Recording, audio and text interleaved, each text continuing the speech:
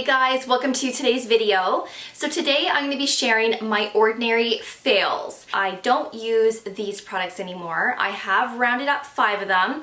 I did upload a video on the best products from The Ordinary when it comes to serums. If you haven't seen that video, I will leave it below for you as well as up here. But I did have some of you ask me if I could film a video talking about my fails, and I was already going to be filming this video because I thought it would be fun to share the best products and then the products that I just honestly think are not worth purchasing, not worth using, and they're just products that are just mediocre. So we're going to get right into it, but before we do, if you could please like this video, subscribe, and ring that notification bell. By doing so, you will always be notified whenever I upload a new video, and I do upload videos every single week. So the 5 products that I'm going to be mentioning in this video are not necessarily the worst products from The Ordinary. I want to make sure that I clarify that because a lot of people actually like the products that I'm going to be mentioning, and a lot of these products are going to be really effective for some people. But for me personally, I don't enjoy these 5 products. I don't like the formulation and the way that they feel on the skin. So they're not necessarily the worst. I just think that they're a fail for me. So the first product that I'm going to be talking about, and I actually don't have this product on hand because it's been a few years since I've actually used this product, and it's the vitamin C suspension 30% in silicone, and I'm also going to throw in the 23% as well, as these are both a cream-based vitamin C product. Now, I absolutely despise this vitamin C product because it's gritty. It's very gritty. I don't know if the formula has changed since I used it, and I think the last time I used it was probably 3 years ago, so it's been quite a while. So let me know if it's still gritty. If it is, then I'm for sure I'm not going to be buying this product again. But I just don't enjoy cream-based vitamin C's because I always find that these types of formulations pill with my skincare products. Now, the 30% suspension as well as the 23%, these are supposed to be used ideally in the PM because they are at a higher strength. But I don't like using my vitamin C's at night because I like to use some acids, I like to use my tretinoin. So I was trying to incorporate this product in the morning, of course using a sunscreen to protect my skin from that higher strength vitamin C.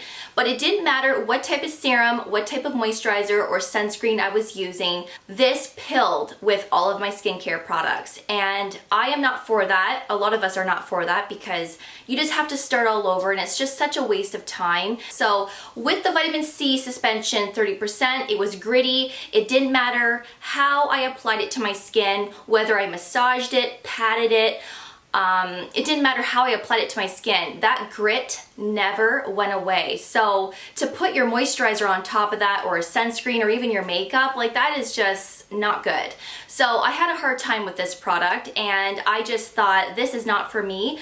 I actually personally don't like any cream-based vitamin C product, and that goes for other skincare brands as well because of this issue, because it always pills. So I prefer water-based serum type of vitamin C's or oil-based vitamin C's. I think those pair better with skincare products. You don't experience the pilling, and I just think that these types of products absorb into the skin a lot nicer. So for me personally, the vitamin C suspension 30% and the 23% are complete fails in my books. The other ordinary fail is the 100% organic virgin sea buckthorn fruit oil.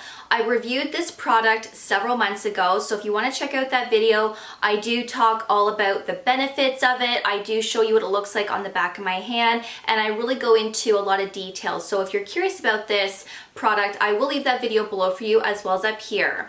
But this is a great product to incorporate for signs of aging if you have dehydrated skin, and this also helps to promote skin health as well. The only downfall with this product is the coloring of it.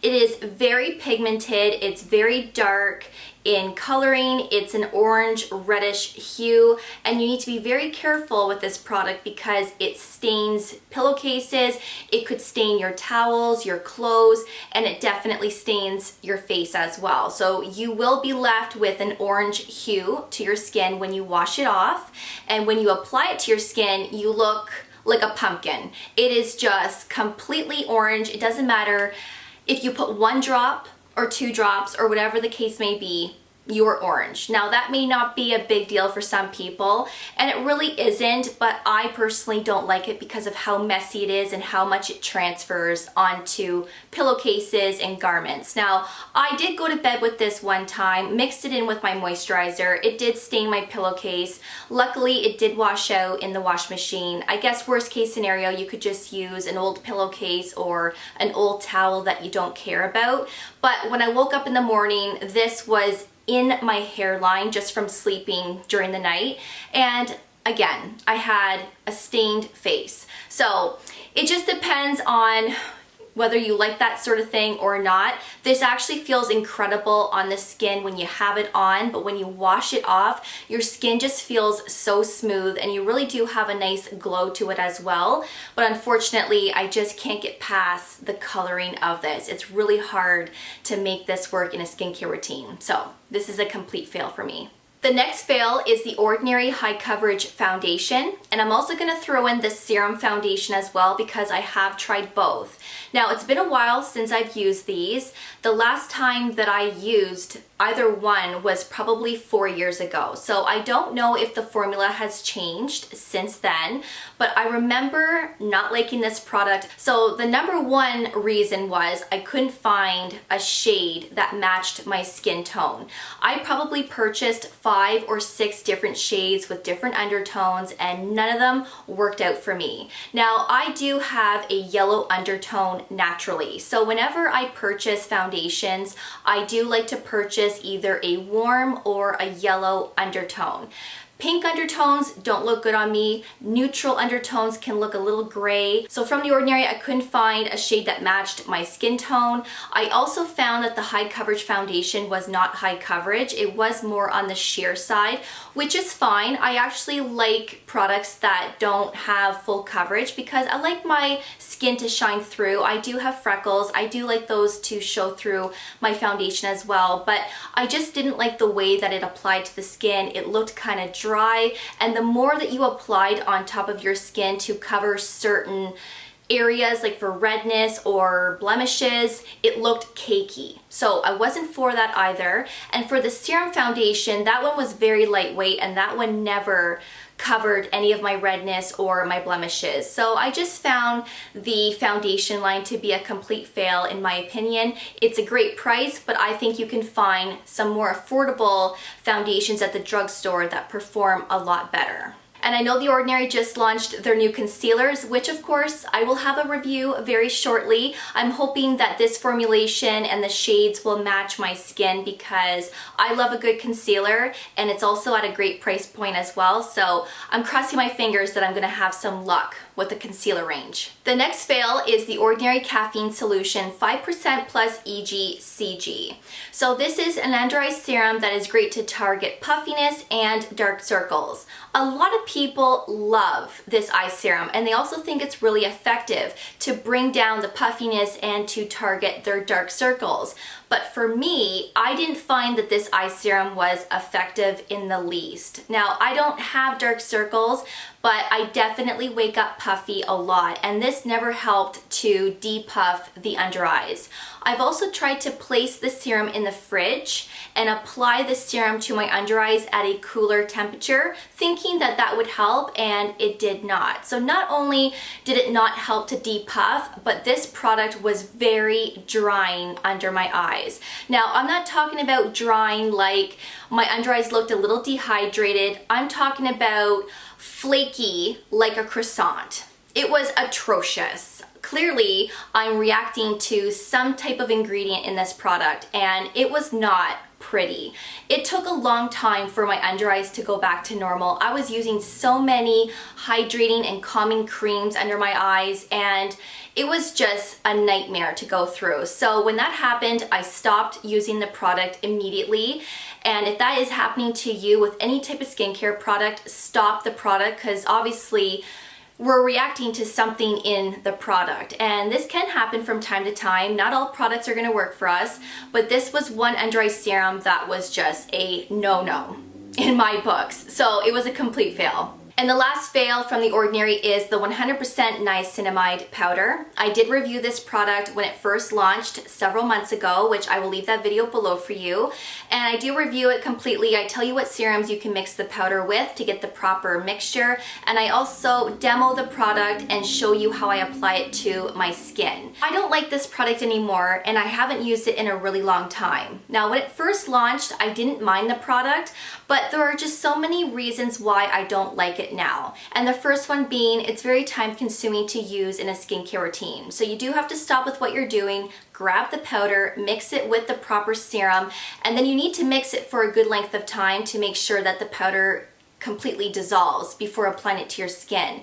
If you don't spend time to mix the two together, then you will be applying grit to your face, which I have experienced, and I don't like that, which is why I don't like the vitamin C suspensions. So that is quite annoying if that happens. The second one is there's a lot of room for error with this. So if you are not applying the proper ratio to your skin, then there's a good chance that you are applying a higher concentration of niacinamide to your skin, which could cause a lot of irritation for some people. So The Ordinary does provide you with a little spoon, and you actually have to apply a quarter of the spoon, mix it with the serum, and then apply it to your face. Now, in my review video of this, I actually made an error, and I actually applied a full spoon full of the niacinamide powder, which is not suggested. I didn't experience any extra irritation or sensitivities, but if I were to do that every day, then I am pretty sure I probably would have experienced something a couple of days later. So that's why I don't necessarily like this product, because there is room for error. But if you know what you're doing and you want to be a little chemist and have some fun in your skincare routine, then this is where the product really comes into play. But I don't use it anymore, and I much prefer to use The Ordinary Niacinamide Serum. So those are the 5 fails from The Ordinary, and like I said, these are not the worst products. Of course, a lot of people have a lot of success with the products that I mentioned in today's video, but for me personally, these did not perform very well, and I don't like the formulation of them, which is completely fine. I don't have to like everything. And with The Ordinary, they have so many products to choose from, and these are just 5 that I don't like. I have tried almost all of the products from The Ordinary except for a couple. I haven't tried the azelaic acid yet because we can't purchase that in Canada, and I haven't tried the chia seed oil yet, and I do believe there may be 1 or 2 other products that I haven't used. But other than that, I like everything else from The Ordinary. These are just 5 that I think are not worth it, in my opinion. So I would love to hear your thoughts. I would love to know what products you don't really like and the products that don't perform on your skin, because of course everybody has different opinions. But please let me know in the comments below, and I will see you all in my next video. So take care, and I will see you guys then. Bye guys.